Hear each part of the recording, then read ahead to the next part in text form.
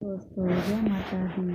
आज हम लेकर आए हैं मीराबाई की लिखी प्रेम की कथा अध्याय 114। आशा करती हूँ आप लोगों को बहुत अच्छी लगेगी। अगर अच्छी लगे तो लाइक शेयर जरूर करें, सब्सक्राइब जरूर करें, बेल आइकन जरूर दबाएं जिससे आपको अगली कथाएं सबसे पहले आपके पास आ जाएंगी। तो चलिए शुरू करते हैं। द्वारिका में मीरा को सर्वोपरि रहते कुछ समय बीत गया। द्वारिकाधीश दर्शन गोमती के किनारे घंटों तक खड़े दूसरी छोर तक निहारना, प्रतीक्षा करने रहना मीरा का जैसे नियम सा हो गया था। या फिर कई संत महात्मा उसका यश श्रवण कर दर्शन के लिए आते तो कुछ समय सत्संग में उसका मन रम जाता।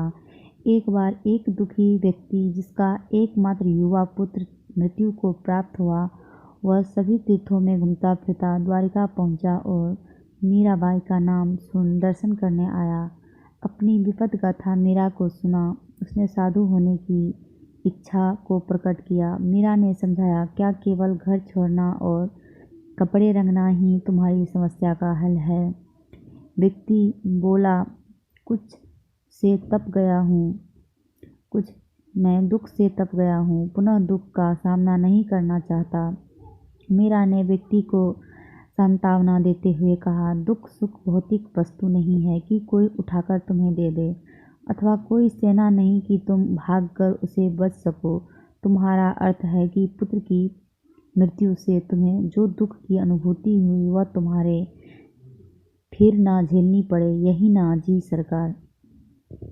मीरा ने आगे का सहजता से समझाते हुए कहा कि इसका अर्थ तो केवल यह है कि इस दुख की अनुभूति से तुम्हें पीड़ा है। पुत्र इसलिए प्रिय है कि उसके जीवन रहने से सुख और मरने से दुख का अनुभव होता है, और यह इसलिए क्योंकि तुम्हारा उसमें मोह है। यह मेरा है, बड़ा होकर मेरा सहारा बनेगा, बहू आएगी सेवा करेगी, पुत्र होगा वंश बढ़ेगा, मरने पर मरणोत्तर कार्य करेगा, यही ना। व्यक्ति ने स्वीकृति में सिर झुका दिया। सोचकर देखो, ये सब भावनाएं केवल अपने लिए ही होती थी। अपने सुख की इच्छा, और इस इच्छा में बांधा पड़ते ही तुम्हें दुख ने आ घेरा। परंतु सोचकर देखो, यदि तुम पुत्र जीवित होता और तुम्हारी इच्छा के विपरीत व्यवहार करता, तो क्या तब भी तुम साधु होने की इच्छा करते क्या? आपका कहना ठीक है। तो इस दुख से मात्र निवृत्त होने की तुम्हारी इच्छा को भावना से जुड़ने की, उन्हें पाने की लालसा का, भक्ति का नाम देना तो उचित नहीं होगा। यह तो परिस्थिति से आने आंख मूंद कर विमुख होना पलायन है। भक्ति की तो उसमें सुगंध भी कहीं नहीं। पर सोचो, तुम तो फिर भी ठीक हो, जो दुख से निवृत्त होने के कारण और दुख मोह से वैराग होने पर इस माया से निकल आने की बात तो सोचते हो। अधिकांश लोग तो इस मोह के गर्त से निकलना ही नहीं चाहते।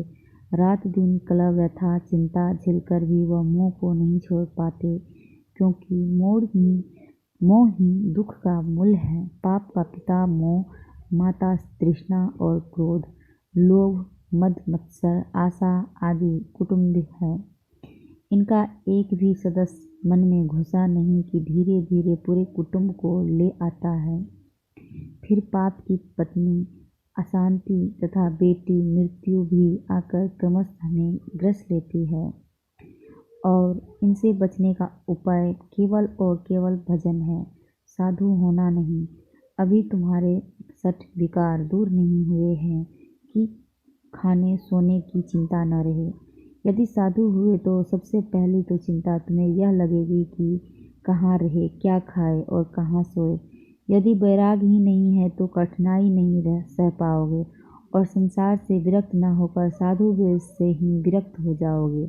मीरा ने इकतारा उठाया और सदा के मधुर स्वर में उसे और जीव मात्र को उपदेश देते हुए गाया कि हे मेरे मन, तू उस अविनाशी हरि के चरण कमल का ध्यान धर, जो तुझे आज धरती और आकाश के मध्य जो भी दिखाई दे रहा है वह सब विनष्ट हो जाएगा। तीर्थ यात्रा कोई व्रत के पारण और न ही इस शरीर को कोई कष्ट देने से तुझे प्राप्त हो सकती है। यह संसार तो एक चौसर की बाजी के समान है, जो शाम ढलते ही उठ जाएगी और उसी तरह यह देह भी मिट्टी में ही मिल जाएगी। योग शक्ति का अर्थ समझे बिना ऐसे ही भगवे वस्त्र पहनकर घर त्याग कर कोई लाभ नहीं। अगर प्रीति पूर्वक भक्ति की युक्ति ही नहीं समझी तो बराबर उल्टे इसी जन्म मर्म के चक्कर में ही रह जाना पड़ेगा। भज मन चरण कवल अविनाशी, जतई दिसे धारण गगन बिच, तेताई सब उठ जासी। कहा भयो तीरथ व्रत किन्हें, कहा लिए करवत काशी। इन देही का गर्व न करना, माटी में मिल जासी। या संसार चौसर की बाजी, साँझ पड़या उठ जासी। कहाँ भयो है भगवा पहरैया, घर तज भयो सन्यासी। जोगी होए जुगत जानी, उलट जन्म फिर आसी। अरज करहूँ अबला कर जोड़े, श्याम तुम्हारी दासी। मीरा के प्रभु गिरधर नागर, काटो जम की फांसी। ये तो है श्याम सुंदर, कोई ऐसा उपाय करो कि मीरा की इस भाव फांसी काट कर उद्धार करो। इससे आगे हम कथा देंगे 115 अध्याय में। तब तक के लिए धन्यवाद। जय माता दी।